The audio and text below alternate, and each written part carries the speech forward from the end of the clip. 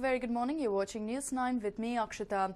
Well, today we'll see a mammoth battle. 12 states comprising of 121 constituencies are going to polls.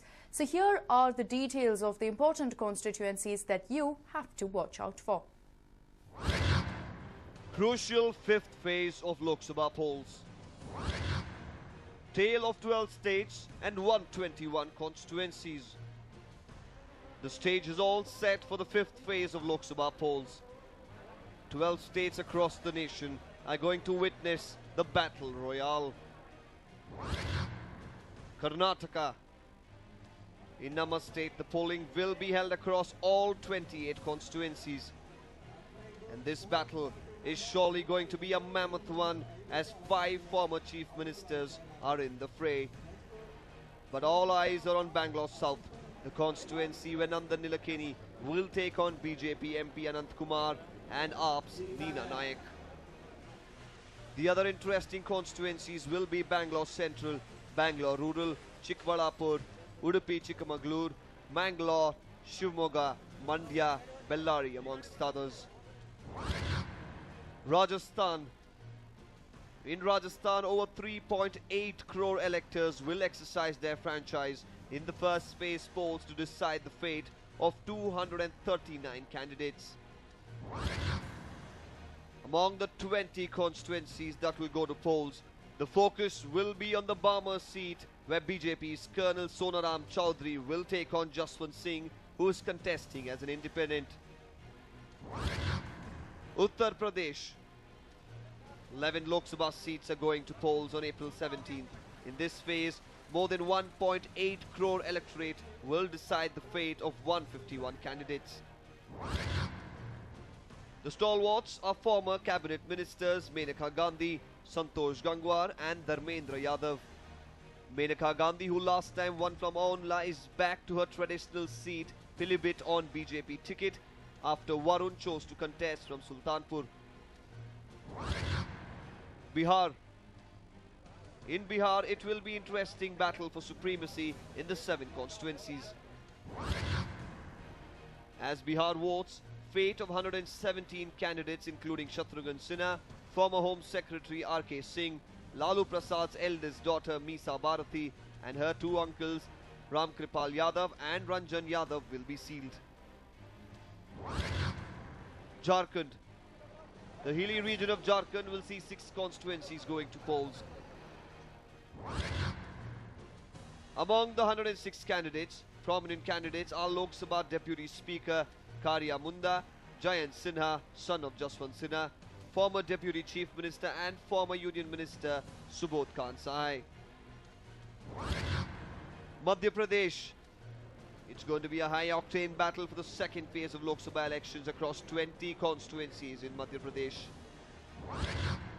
Among all the candidates, the Union Minister Jyotiraditya Scindia and State Unit BJP President Narendra Singh Tomar will be the cynosure of all eyes.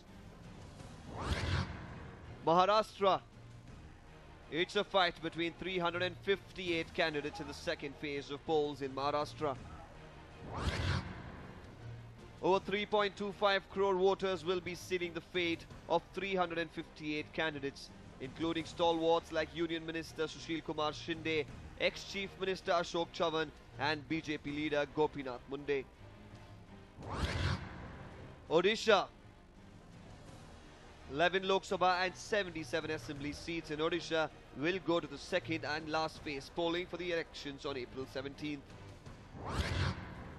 The prominent Lok Sabha candidates are Congress stalwart and Union Minister Shrikant Jaina and former Union Minister Arjun Sethi, besides a host of MPs including Tathagat Satpathy, Pinaki Mishra, Bhartruhari Mahatab. Well, other than the above mentioned states, Manipur, Chhattisgarh, Goa and Jammu and Kashmir will go to polls for 3, 2 and 1 seats respectively on April 17th.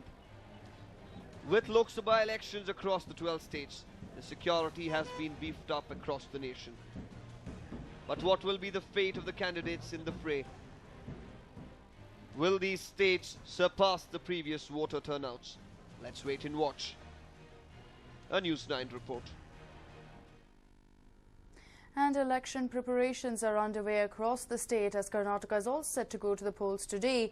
EC officials are examining the EVMs in various parts of the state, while security has also been beefed up.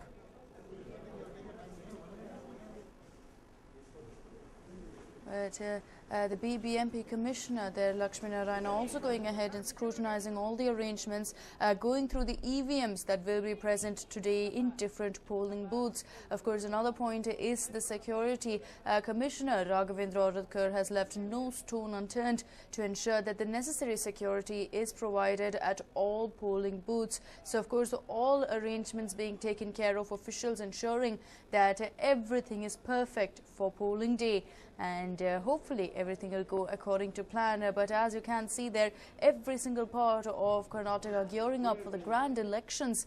And come polling day, we're looking at a lot of activity in all these places. Several officials have already reached their respective polling booths with the necessary EVMs.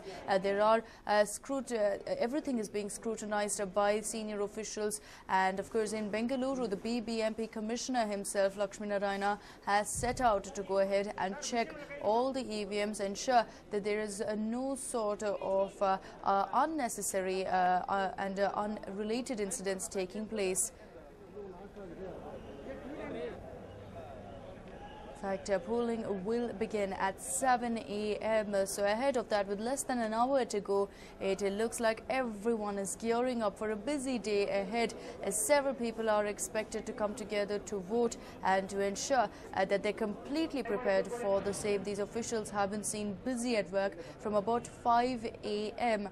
All the EVMs have been distributed, the indelible ink has been distributed, so it looks like officials have been completely prepared for today. There has been extensive planning for polling day, not just with regards to the Election Commission, but also, of course, here in Karnataka, we have seen the police, the administration and several others, including the government, gearing up for this big day. Of course, we've had a lot of awareness campaigns as well. So what are you waiting for? With less than an hour to go, do ensure that you go cast your precious vote. Of course, we all know that Bengaluru has had a very dismal turnout in the past. So let's turn that around this time around and ensure that we all go out there and cast our vote.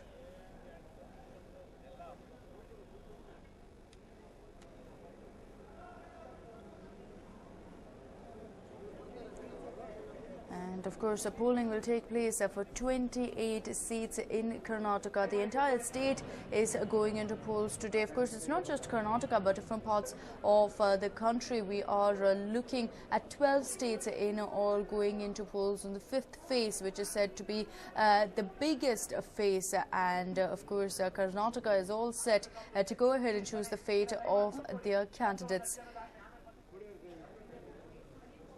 In fact, everyone ensuring that there is no untoward incident that takes place. But as you can see, extensive preparations have been made for this day, hoping, of course, that a large number of people go ahead and reach their polling booths, go ahead and cast their vote. Today, of course, is a holiday in Karnataka, so there is nothing to go ahead and stop every single Bengalurian, every single person in Karnataka from going out there and voting. Of course, time and again, everyone has, in fact, stressed about the need to go out there and vote. Of course, Bengaluru has not had the best of voter turnouts in the past. In fact, it's been disappointing to say in the least. So here's hoping that this time around we will see a large number of people enthusiastically come out there and realize that one single vote can change everything, and that each person's vote, each person's right should be exercised.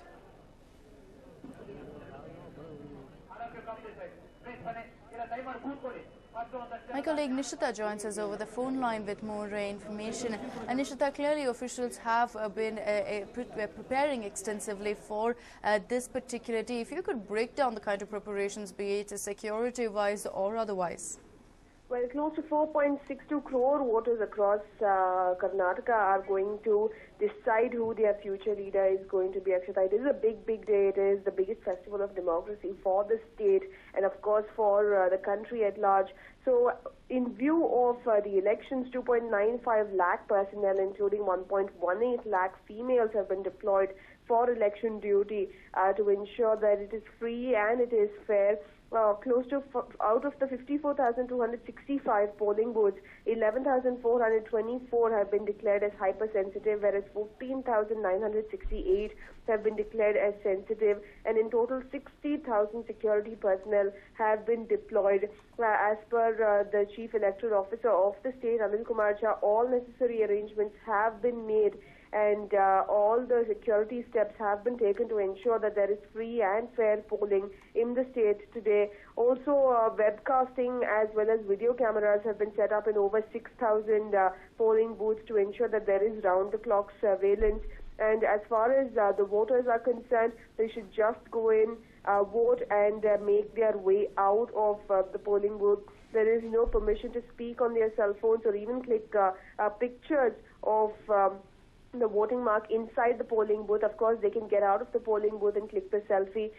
Meanwhile, also the Election Commission has gone on to issue strict guidelines to all private industrial establishments as well as business centers that they declare today as a holiday so that all their employees can go ahead and vote. In fact, just a few days back, the Energy Minister had also submitted a letter to the Chief Electoral Officer saying that many of the industrial establishments had not declared holiday, had been forcing their workers to work on voting day, and the Chief Electoral Officer has taken note of all these industries and has sent them notices. So strict action will be taken to ensure that everyone is given a chance to vote today, is what he went on to state. And as we are aware, as I mentioned earlier, over 60,000 personnel will be manning the 54,265 booths across Karnataka. So it is going to be quite a hectic day for the security personnel, for the people. It is a big, big day, but between 7 a.m. and 6 p.m.